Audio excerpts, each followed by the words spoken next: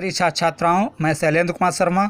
आज हम लोग फ्यूचर कंटिन्यूअस टेंस अपूर्ण भविष्यकाल के बारे में अध्ययन करेंगे। पहचान: इस काल के वाक्यों के अंत में रहा होगा, रहे होंगे, रही होगी, रहा हूँगा, रहे होंगे आदि शब्द आते हैं तथा इस काल के वाक्यों से ज्ञात होता है कि भविष्य में कोई कार्य जारी रहेगा और पूरा नहीं होगा। अफर्मेटिव सेंटेंस सकारात्मक वाक्य बनाने के नियम देखें। आई वी के साथ शैल वी तथा शेष सभी कर्ताओं के साथ विल वी का प्रयोग करके वर्ब की आईएनजी फॉर्म का प्रयोग करते हैं। फिर ऑब्जेक्ट लिखते हैं। एग्जाम्पल देखें।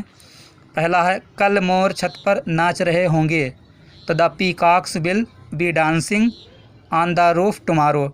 इसी तरह दूसरा एग्जाम्पल है कल इस समय वर्षा हो रही होगी, तो it will be raining at this time tomorrow. ठीक, तो आपने देखा कि विल बी और शैल बी का प्रयोग हुआ है और अब की आईएनजी फॉर्म आई है। नेगेटिव सेंटेंसेस देखिए। नकारात्मक वाक्य। नेगेटिव वाक्य बनाने के लिए सहायक क्रिया विल तथा शैल के बाद नॉट लगाते हैं, फिर वी लिखते हैं। शेष नियम अफर्मेटिव वाले होते हैं। अब एग्जाम्पल देखते हैं।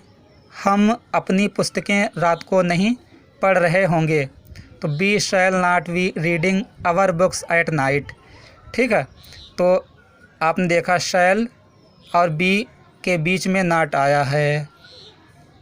इसी तरह कल इस समय ज़ोर से वर्षा नहीं हो रही होगी, तो it will not be raining heavily at this time tomorrow. ठीक है, तो विल और वी के बीच में नॉट ही आना है, बाकी सब अफर्मेटिव वाले रूल्स हैं। अब इंट्रोगेटिव सेंटेंसेस को देखते हैं। प्रश्नवाचक वाक्य किस तरह बनते हैं। तो फर्स्ट वाले, यदि वाक्य की शुरुआत क्या शब्द से होती है तो क्या के लिए व्हाट का प्रयोग नहीं करते हैं, बल्कि कर्ता के अनुसार विल ऑब्लिक शैल को सबसे पहले लिखते हैं, फिर सब्जेक्ट लिखकर वी लिखते हैं, फिर वर्ब की फर्स्ट फॉर्म का प्रयोग करके ऑब्जेक्ट लिखते हैं, अंत में प्रश्नवाचक चिन्ह लगाते हैं। एग्जाम्पल देखिए। क्या तुम बाजार से कुल्हाड़ी खरीद रहे होगे, तो will you B buying an x from the market, प्रश्नवाचक चिन्ह। ठीक है, तो आपने देखा कि सबसे पहले विल आया, फिर सब्जेक्ट आया, फिर वी, फिर वर्ब की आईएनजी फॉर्म, फिर ऑब्जेक्ट आया, फिर अदर वर्ड्स आया, लास्ट में प्रश्नवाचक चिन्ह आया। इसी तरह दूसरा एग्जाम्पल है। क्या रेखा पत्र लिख रही होगी, तो will Rekha be writing a letter, प्रश्नवाचक चिन्ह। ठीक है, अब दूसरे टाइप के देखिए। यदि वाक्य के बीच में कोई प्रश्नसूचक शब्द जैसे कब, क्यों, कहाँ, कैसे आदि आता है, तो उस शब्द की अंग्रेजी सबसे पहले लिखते हैं, फिर कर्ता के अनुसार विल ऑब्लिक शैल लिखकर सब्जेक्ट लिखते हैं, फिर वी लिखकर वर्ब की आईएनजी फॉर्म का प्रयोग करके ऑब्जेक्ट लिखते हैं, अंत में प्रश्नसूचक चिन्ह लगाते हैं। एग्जाम्पल देखिए। नंबर 1, वे कल क्या कर रहे होंगे, तो what will they be doing tomorrow.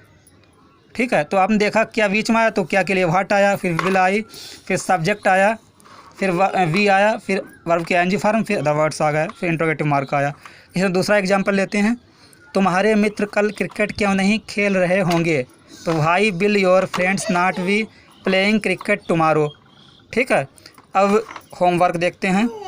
पहला वाक्य है हम तुम्हारे साथ मेला जा रहे होंगे। दूसरा है ये दुकानदार दोपहर के समय चाय पी रहा होगा। तीसरा है ये लड़कियां कल इस समय प्रदर्शनी देखने जा रही होंगी। चौथा है तुम परीक्षा में नकल नहीं कर रहे होगे। पाँचवा ये लोहार बाजार से कल शाम के समय हथौड़ा नहीं ला रहा होगा। छठा है क्या प्रधानाचार्य कल इस समय पार्क में सभा को संबोधित कर रहे होंगे। फिर अगला है क्या ये लड़कियाँ कल पिकनिक पर जा रही होंगी। आठवां है मैं तुम्हारी सहायता आगामी वर्ष में क्यों नहीं कर रहा हूँगा। तो आप लोग इन वाक्यों को इंग्लिश में ट्रांसलेट करके मेरे व्हाट्सएप कर सकते हैं और हमसे चेक करा सकते हैं। जय हिंद, जय भारत।